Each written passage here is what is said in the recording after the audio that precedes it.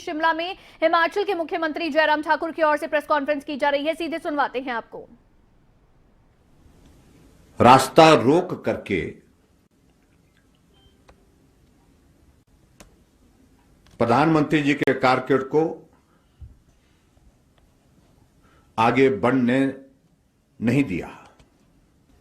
पंजाब के मुख्यमंत्री चरणजीत सिंह चन्नी को कायदे से उस कार्यक्रम में प्रधानमंत्री जी की अगुवाई करने के लिए वहां पर पहुंचना चाहिए था, लेकिन कहा उनने कि वो किसी कोविड के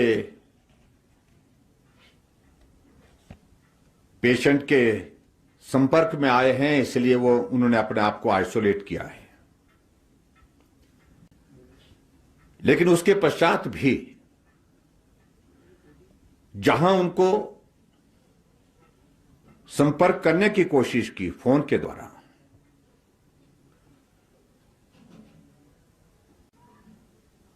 तब भी उन्होंने जवाब देना उचित नहीं समझा।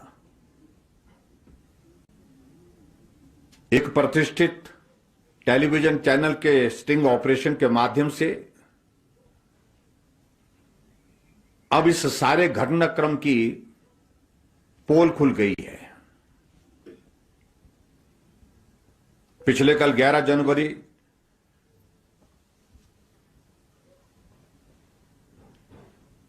को रात में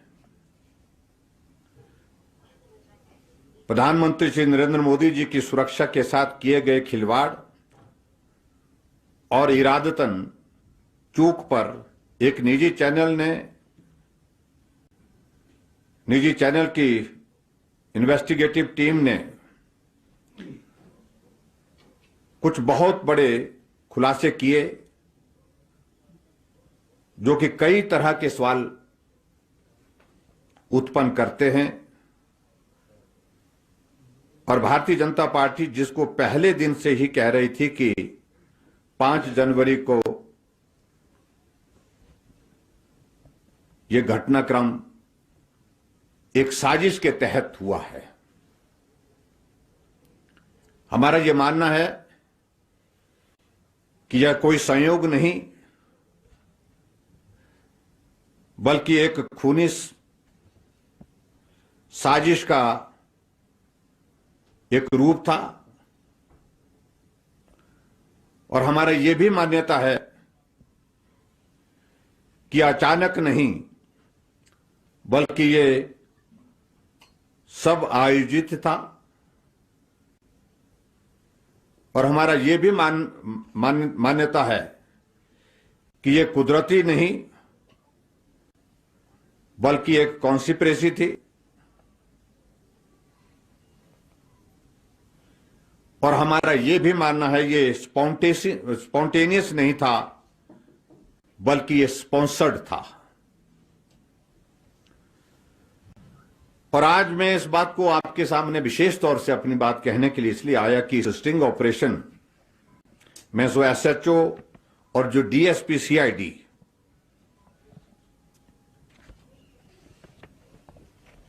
जिन जिन लोगों ने भी उनको सुना है चैनल पर, उनको सारी घटना की साजिश का अंदाजा सहज रूप से रख सकता है। दोनों का कहना है कि उन्हें प्रधानमंत्री के रूट पर होने वाले रुकावट को लेकर पहले से ही जानकारी थी। इस जानकारी को दोनों ने ही अपने आला अधिकारियों से, एसएसपी इत्यादि से समय रहते साझा कर लिया था। जानकारी साझा करने के बावजूद भी आला अधिकारियों ने इन जानकारियों को नजरअंदाज किया और बहुत हल्के में लिया, कोई एक्शन नहीं लिया। यह वाक्य दर्शाता है कि प्रधानमंत्री जी की सुरक्षा में पंजाब सरकार ने बहुत बड़ी चूक की है और मैं समझता हूं कि चूक ही नहीं, बहुत बड़ी एक लापरवाही और मिलीभगती के साथ की है।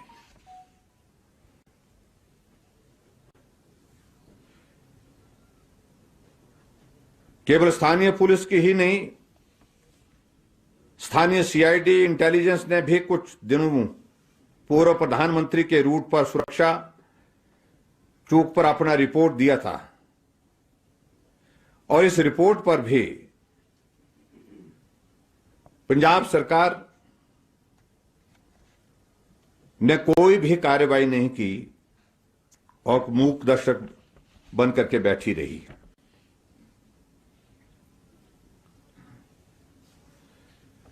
पंजाब पुलिस साफ बता रही है कि उन्हें ऊपर से, यानी कि पंजाब सरकार से कुछ भी नहीं करने के निर्देश थे। रास्ता चाहे रोक दिया जाए, चाहे वहां जो एकत्रित लोग हैं वो कुछ भी करें, लेकिन उनको रोकने के लिए कोई भी कार्रवाई पंजाब की पुलिस नहीं करेगी। ये आदेश पंजाब की सरकार की ओर से वहां पर थे।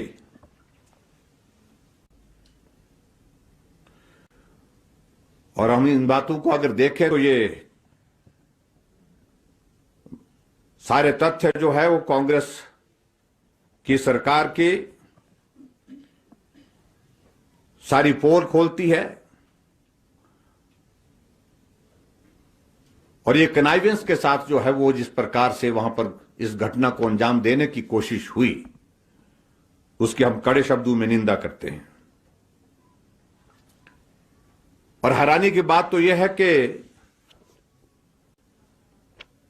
इधर प्रधानमंत्री जी का काफिला रोका हुआ प्रदर्शनकारियों ने, और प्रदर्शनकारी चाय पी रहे हैं, और वो प्रदर्शनकारी चाय पुलिस वालों को ऑफर कर रहे हैं, पुलिस वाले उनके साथ मिलकर के वहां पर उनके साथ चाय पी रहे हैं। और इसे एक सहज रूप से एक अंदाजा लगाया जा सकता है कि किस प्रकार से सारी इस घटना में एक मिलीभगत पंजाब सरकार की सामने आती है।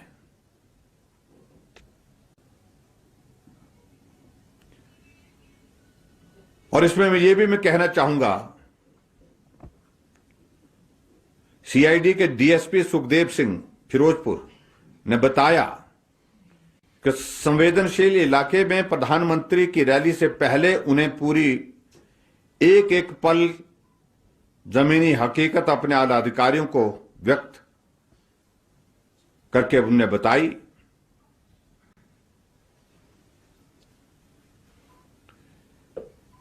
2 जनवरी को उन्होंने साफ कर दिया था कि प्रदर्शनकारी प्रधानमंत्री का विरोध करने के लिए सड़कों पर उतरेंगे।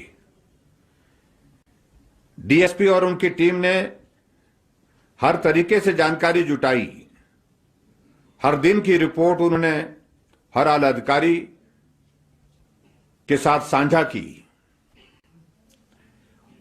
साथ ही साथ अफसरों को खतरे के बारे में कई बार भी चेताया, लेकिन उसके बावजूद भी कोई भी वहां पर कार्रवाई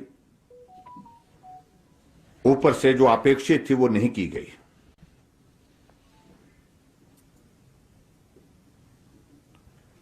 और यह भी सूचना थी कि खालिस्तानी गुट रैली के खिलाफ सक्रिय था।